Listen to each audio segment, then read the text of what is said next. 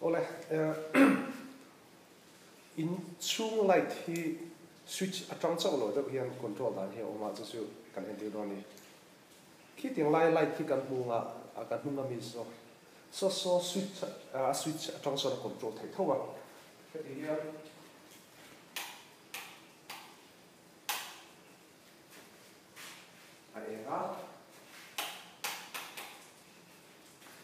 thim lệ kha switch vertical lo khan remote control mang hian ti da no mani masabera chuan chu antenna a kan han meta hi RF remote mangin son of 4 channel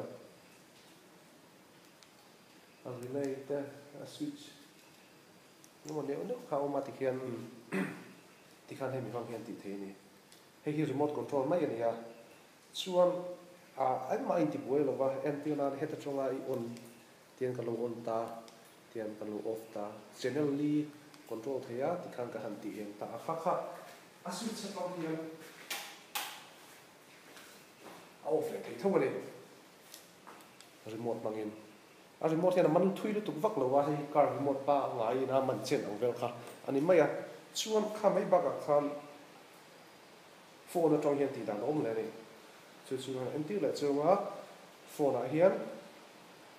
application kan install a chuan a call a ki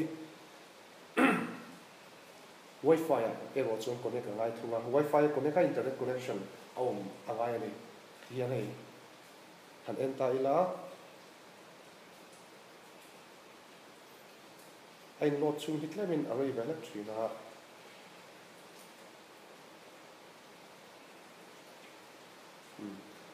ti hian a theta hian channel hi kan hmu thei o phelat mai off ti vel alang hi off on hei hi off ti ala na chan hi chu remote ne na kan elo kan ti na chu kan mai a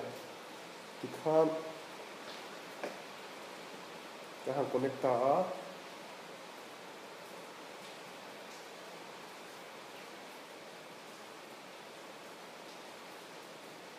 internet hi down trina a boi sak chin khom mai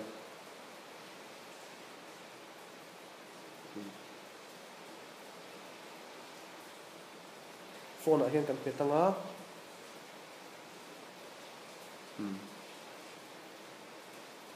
pet lea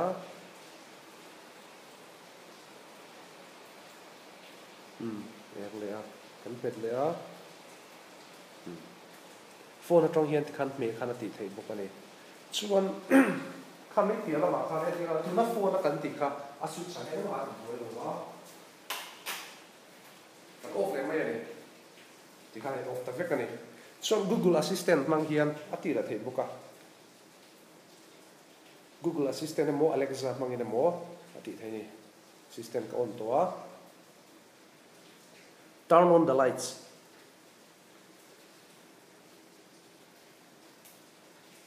you got it turning 5 lights on ti khan he on a kan ti thim lenga turn off the lights okay turning 5 lights off thim le a pakhat chau ki on du tai la antenna number ka pesa vek to setting a masaber q1 adot 2 adot 3 ania alai number 2 so on han du tai la turn on upstairs light 1 alai kan ti number 1 ana saber kan ona turn on upstairs light 2 sure turning on the upstairs light 2 turn on upstairs light 3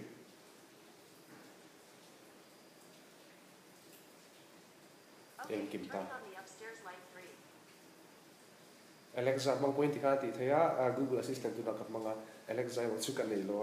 han so mai tu kan nei lo okay turn off the lights sure turning off 5 lights kha home automation chikhat ania son of 4 channel kap manga hi ati ve du emo